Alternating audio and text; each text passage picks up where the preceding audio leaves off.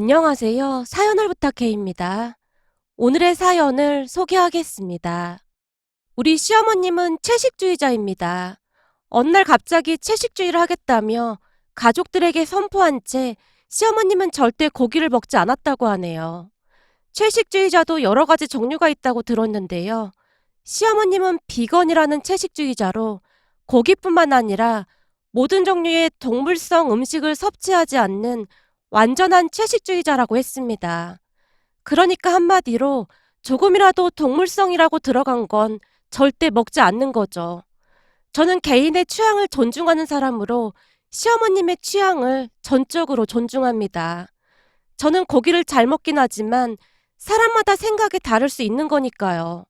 하지만 시어머님이 그런 개인적인 취향을 존중하지 않는다는데 큰 문제가 있었어요. 한마디로 당신도 안 먹으니까 내 앞에서는 어떤 동물성 음식도 먹지 마 라고 강요를 하곤 했거든요. 특히나 시어머님은 며느리인 제가 동물성 음식을 먹는 것을 눈에 불을 켜고 째려보며 온갖 잔소리를 하곤 했어요. 그 바람에 저는 될 수 있으면 시어머님과 식사를 하지 않고 있었고요. 가끔은 저희 집에 와서 냉장고까지 뒤져서는 제게 소리치기도 했어요. 너 내가 우리 아들한테 이런 고기 같은 거 먹이지 말라고 했어, 안 했어? 어머님, 말을 정정하셔야 할 것 같은데요? 제가 먹인 게 아니라 그이가 먹은 겁니다. 결혼하고 나서는 고기가 없으면 아예 밥을 안 먹거든요. 그러니까 저한테 그런 말씀을 하실 게 아닌 것 같습니다. 거기 냉장고에 대패 삼겹살도 남편이 사가지고 온 거예요. 따지실 거면 저한테 따지실 게 아니라 어머님 아들한테 따주세요. 그리고 어머님이 채식주의자라고 다른 사람들한테도 강요하는 건 정말 잘못된 거 아닐까요?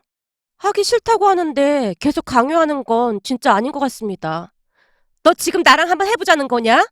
그리고 말은 똑바로 해야지. 난 비건이거든. 어머님께서 자꾸 말을 왜곡하고 계신데요. 제가 언제 어머님께 한번 해보자고 했나요? 저는 개인이 선택해야 할 자유를 침범하지 말라고 간곡히 부탁드린 것 뿐입니다. 그리고 저는 어머님이 비건이든 뭐든 별로 관심 없습니다. 어머님은 어머님 인생 사시면 되는 거고 저는 제 인생 살면 되는 거잖아요.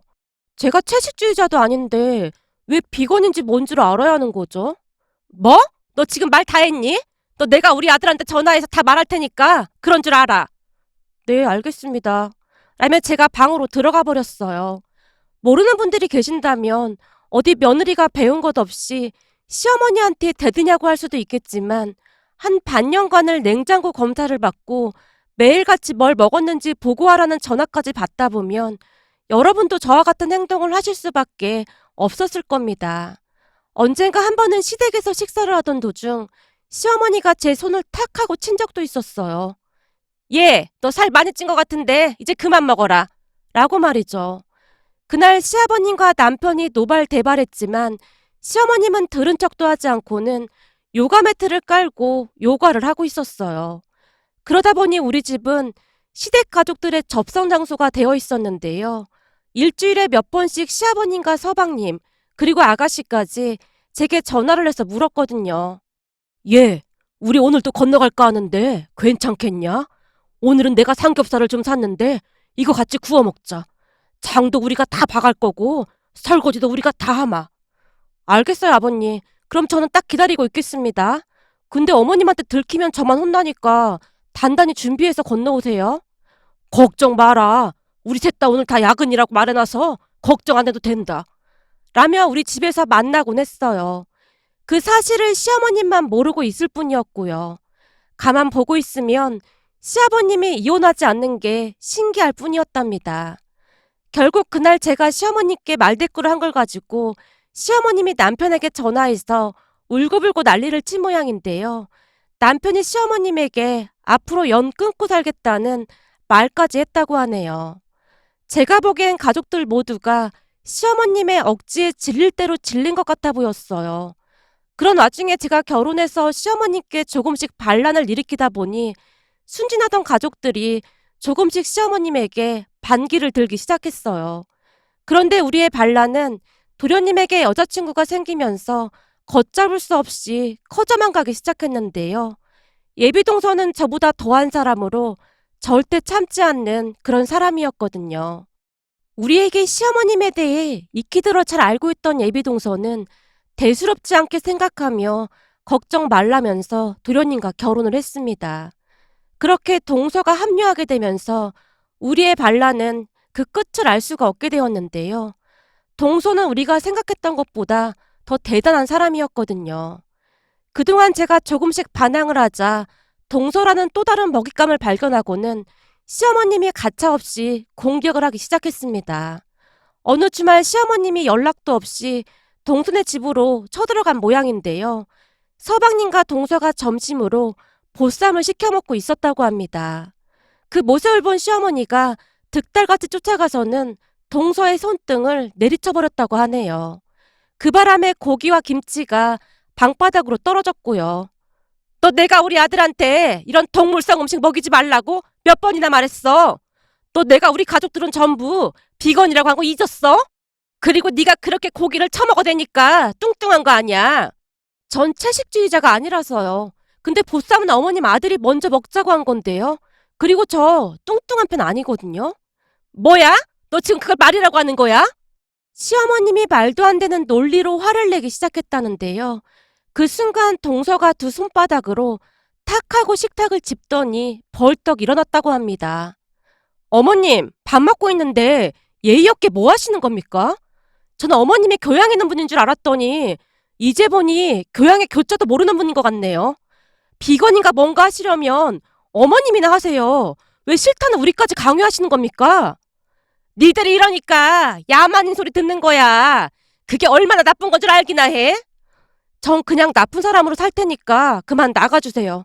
당신 뭐 하고 있어? 알았어. 엄마, 우선은 그냥 나가. 빨리 좀 나가.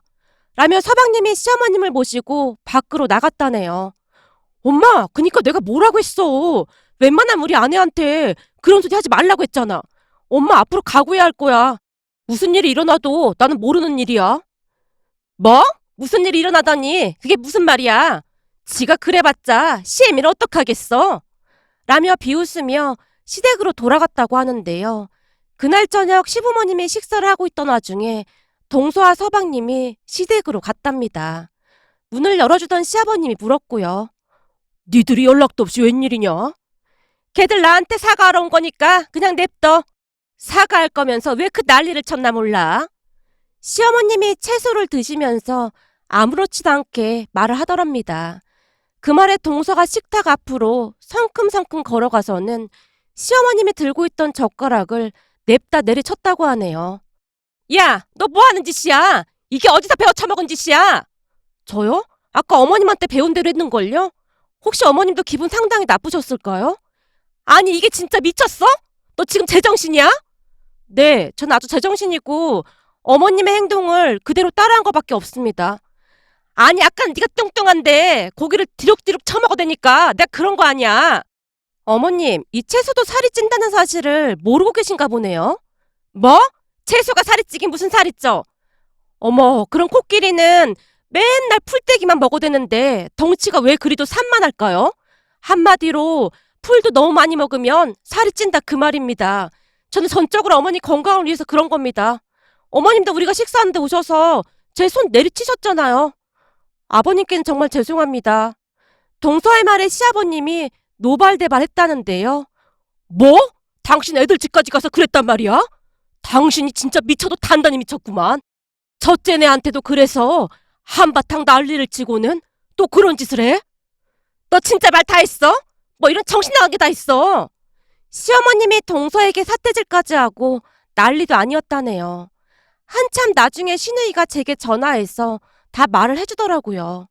물론 동서가 다 잘했다는 건 아니었지만 그동안 당하고만 살았던 제 입장에서는 그저 속이 시원하기만 하더라고요.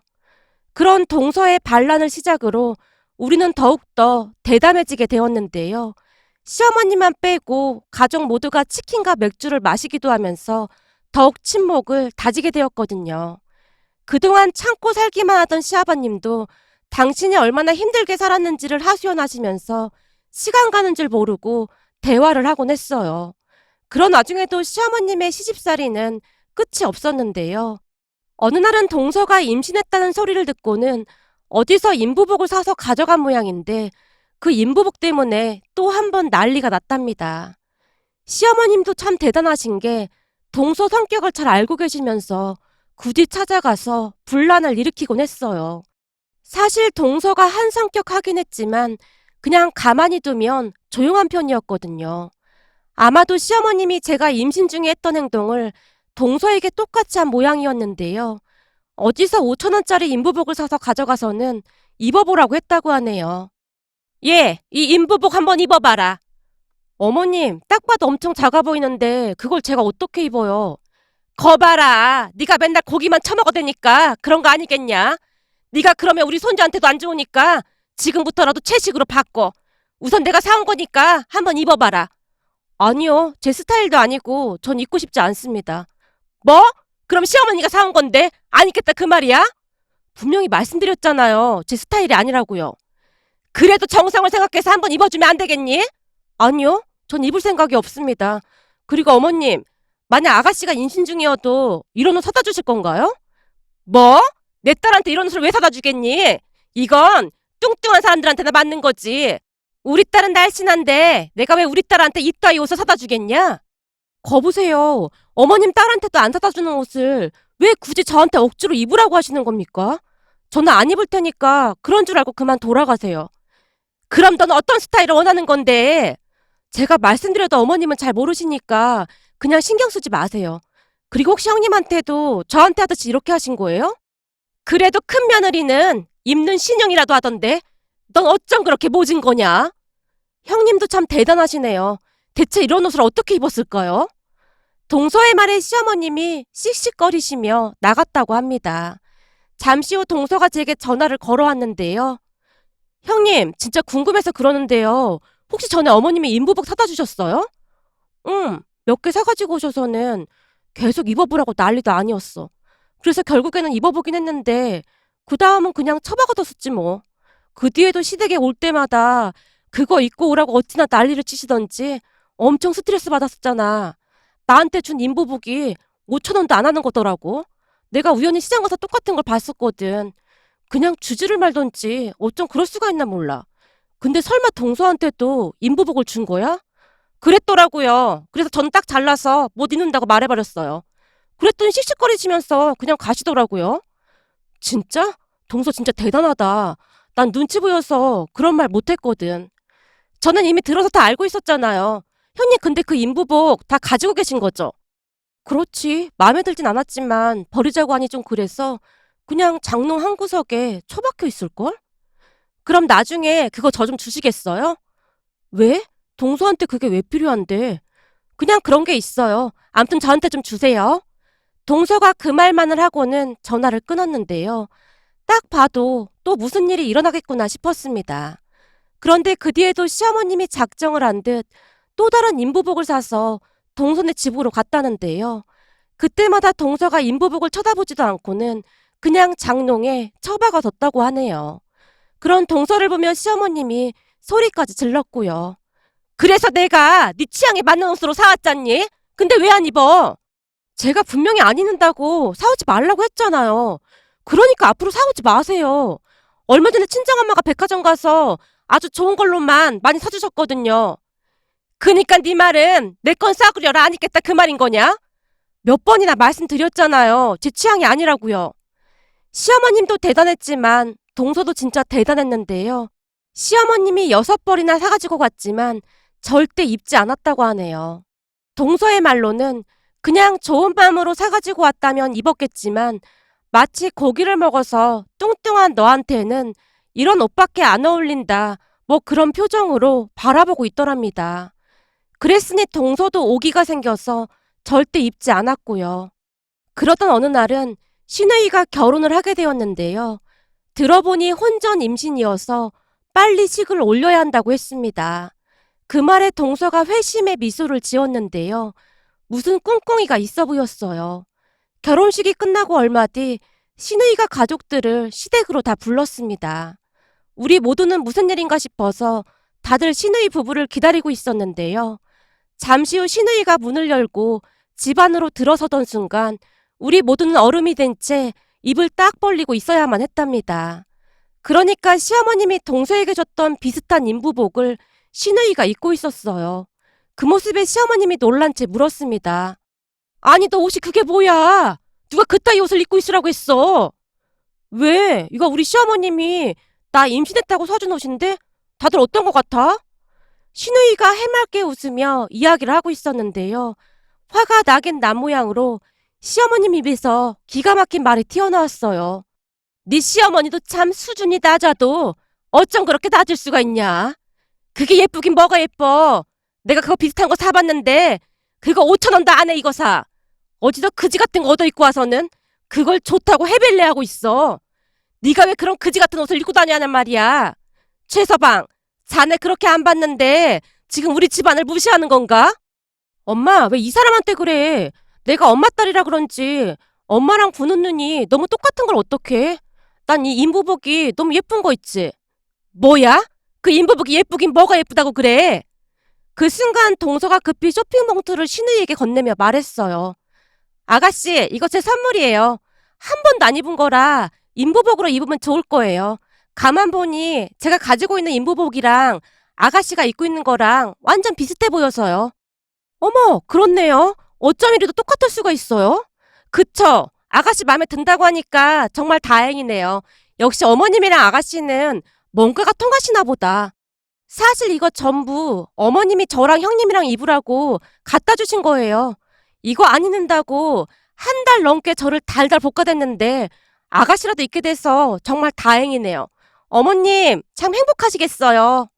동서의 말에 신우이가 시어머님을 바라보며 방긋 웃었는데요. 엄마가 진짜 이거 새언니들한테 준 거야?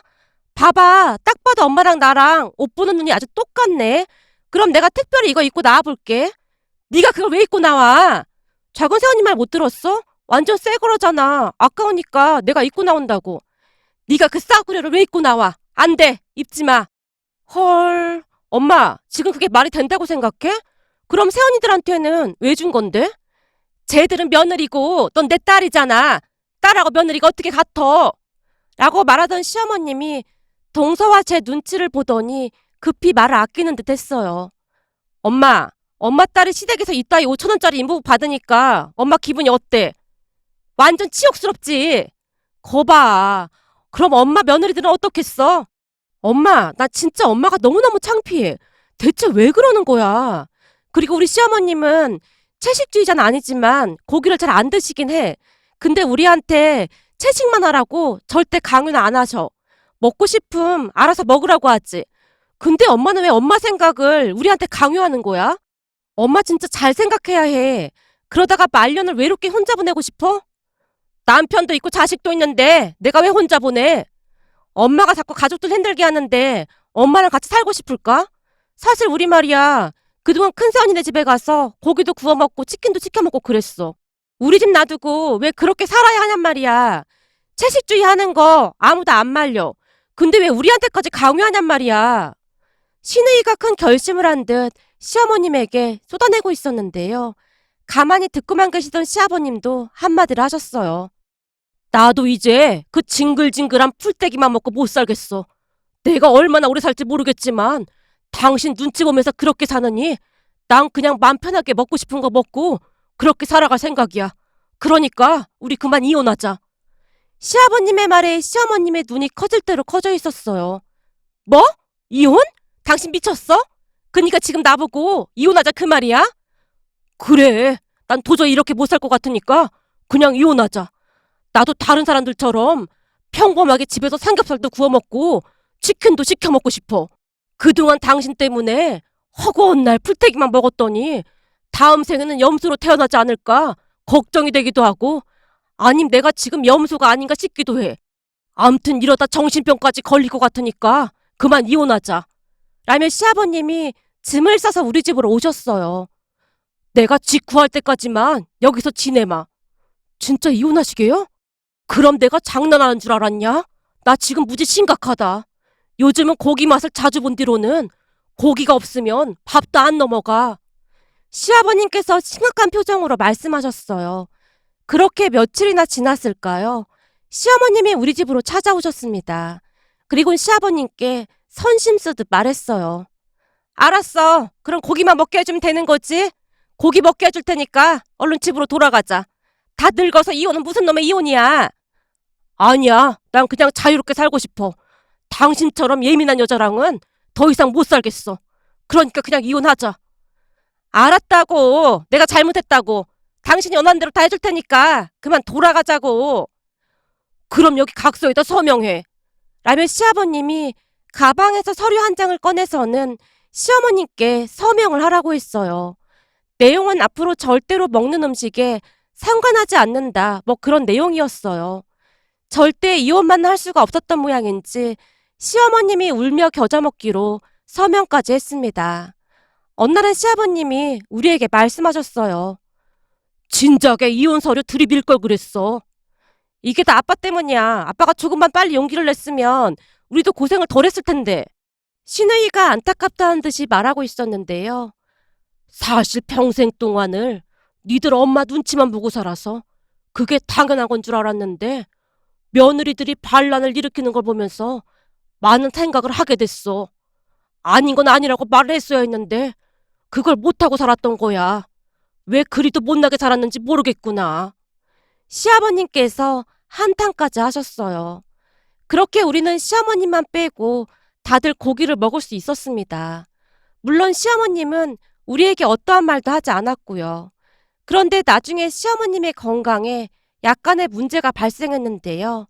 그런 시어머님 때문에 채식주의자에 대해 공부를 해보니 그냥 막 채식만 하면 안 된다고 하더라고요.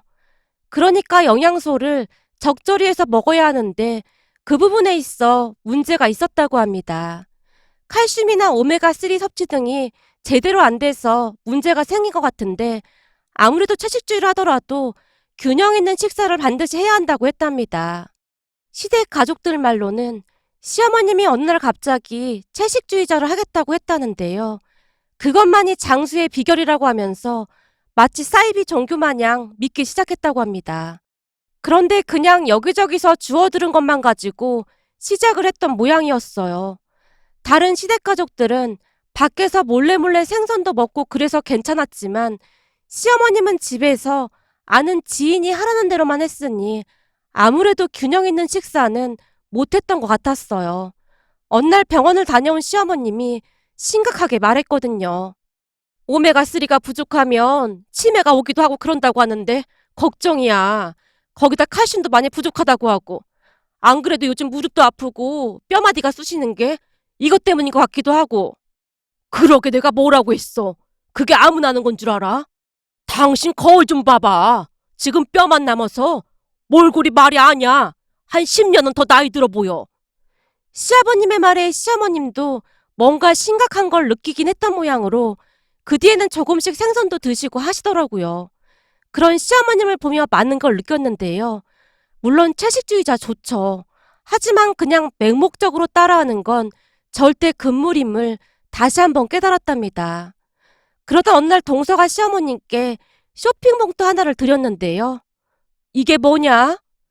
오메가3랑 비타민제인데 어머님 연세에 이 영양제들이 좋다고 해서 사왔어요. 친정엄마도 이거 드신다고 하는데 좋다고 해서요. 식사하시고 난 뒤에 꼭 챙겨 드세요. 하루에 3번 드시라고 하더라고요. 동서의 말에 시어머님 눈에 눈물까지 맺혀 있었는데요. 내가 아프다고 해도 자식들은 눈 하나 깜빡 안 하던데. 정말 고맙구나. 그리고 그동안 내가 니들한테 함부로 한 거 정말 미안하구나. 지금 생각해보면 아무래도 기력이 딸려서 더 신경질을 부린 것 같아. 계속 속이 허하고 그랬거든. 어머님, 그동안 저도 어머님께 좀 함부로 했던 거 사과드릴게요. 죄송했어요. 아니다. 내가 다 잘못이지 뭐. 시어머님이 미안한 듯 동서와 제 눈치를 봤습니다. 시댁을 나오면서 제가 동서에게 물었어요. 동서, 어쩜 그렇게 기특한 생각을 다 했어? 역시 우리 동서 최고네. 사실 저도 어머님께 좀 심하게 한 건 맞잖아요. 그러면서 계속 걸리긴 했었거든요. 잘했어. 어머님도 느끼신 게 많은 것 같으니까 서로 잘 지내보자. 제가 동서 등을 쓰담쓰담 해줬는데요. 동서가 성격이 불같긴 해도 한편으로는 마음이 참 여린 사람이었어요. 그 뒤 우리는 서로 존중하며 잘 지내고 있습니다. 항상 예민하기만 하던 시어머님도 많이 좋아지셨고요. 앞으로도 이 평화가 오래 지속되길 간절히 바라봅니다. 오늘의 사연은 여기까지였습니다. 즐겁게 보셨다면 구독, 좋아요 부탁드립니다. 고맙습니다.